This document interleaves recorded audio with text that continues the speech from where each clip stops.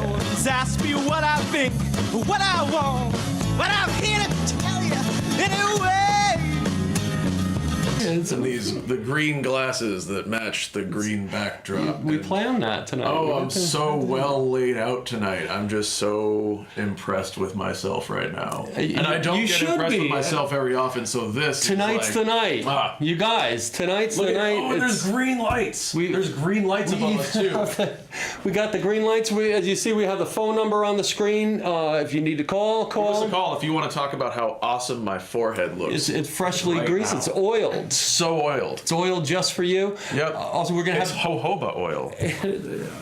Good dude. Well, that's perfect. Perfect. I forgot to wash my face. All right, shut up. I'm feeling self-conscious. Let's move on. And we're also gonna have guests, and you could call when the guests are on if you really want. If you want to interrupt the show, and if it's something you have something you really need to say. 1998 dial-up modem, ladies and gentlemen, is loading in. Let the drama. It is Jillian Gilpatric is our other special guest tonight. If you've had a conversation with me in the last few months, you've heard me rave about Jillian. She's my favorite guitar player around town. We're very fortunate to have her here tonight. In the Jillian Gilpatric Trio, in the grand tradition of true guitar heroes. I've never had a chance to see Jimi Hendrix or Ziggy Stardust, Mick Ronson, but I feel like it's that type of vibe, and we're very fortunate she's taken time out of her schedule to come down and hang out with us and chat, and I got some questions for her. I want to find out where she gets her extreme superpowers from.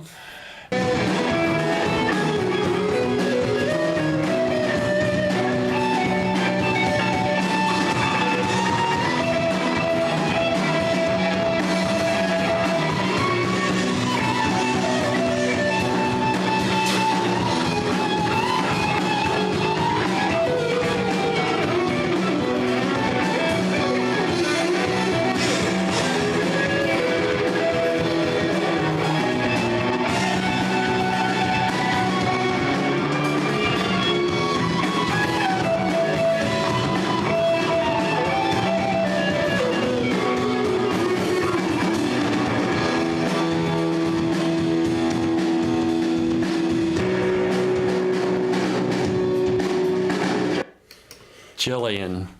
Hey. How do you, I just finally, you melted my face. That was at Thunder Road a few months ago. I had to go to the burn victims unit in Beth Israel. And finally, as you can see, the reconstructive surgery. How do you, I've played drums on and off since 1978. No one's ever mistaken me for someone who they would pay money to go see. Someone as exquisitely talented as you. I'm always curious, how did it happen? How old were you when you ended up with a musical instrument in your hand?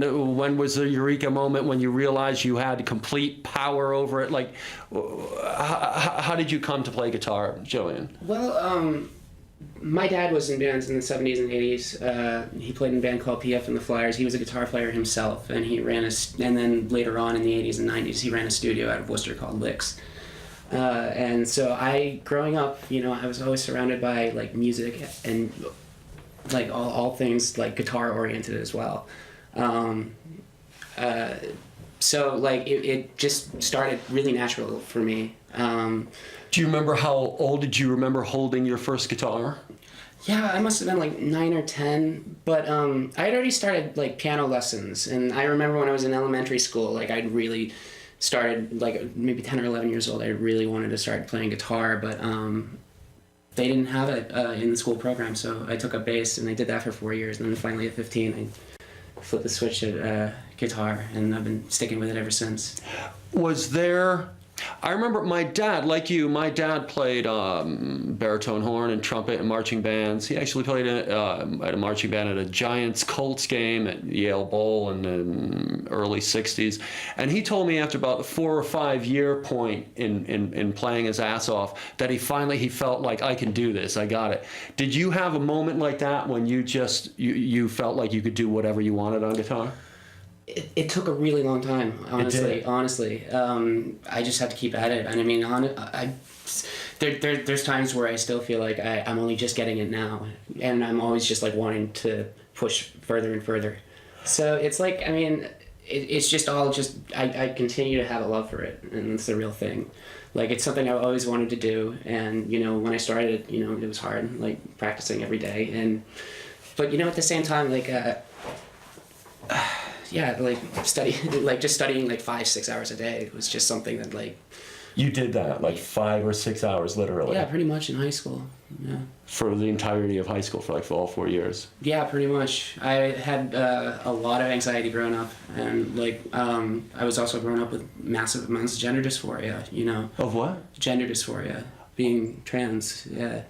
So, you know, I felt completely outside of the world, and I just didn't have any way to relate to anything or any real... I was so confused too at the time that, like, I needed some sort of outlet to, like, really express what I was going through. That sounds like the Black Parade. Who does that album? The Black Parade. I think that's My Chemical Romance, and yes. their lead guitar player is like shreds as well. And he said he's like, thank God I didn't have a girlfriend in high school, because then I wouldn't have gotten as good. Yeah, there's something to be said for that. At least in my case, I guess. I mean, definitely. I mean, I like was so paralyzed, like, for many years, just not being able to associate with anyone. And so when I found music, when I started to get good at guitar and really being able to, like, speak a sort of language in an emotional sense that I couldn't, like, verbally, because, you know, I was too young. And, like, once I started, like, getting good, I started to meet other people that were really into music, and then that became like my tether to the world. It's like, okay, I have music, that's my identity. I'm going to like, really keep progressing through this, because this is, like, the one place that I feel okay and I feel normal. Wow. Yeah. Okay. So the more you played, like, did you feel like, oh, I feel stronger, more comfortable with myself in the world? Like, the better I get, or the more time I spend doing this, like. It did. It took a very long time though. I played in bands all throughout high school, all through my 20s, but, you know, I never really took any time to, like, look within myself and realize just really what I needed and who I needed to be. So, you know, I took a 1.5 years off from playing.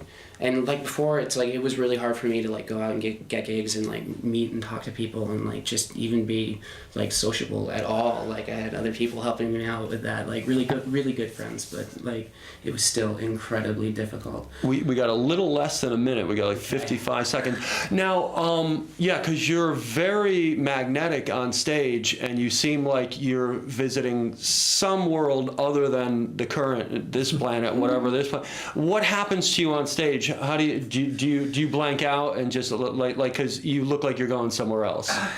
Sometimes, you know, I think really what it is just feeding off the audience too. Because it's like, anyone that's, like, a music fan really has a lot of the same sort of feeling, and they want to see something that they're going to relate to, and it doesn't. And the great thing about it is that it's, like, there's no language about it. It's like music. That's why I love guitar solos, is because it's just a really great way to, in real time, to, like, sort of speak exactly how you're feeling. And you do it, and I want you to keep doing it. And when's your next gig? We'll talk to you next month.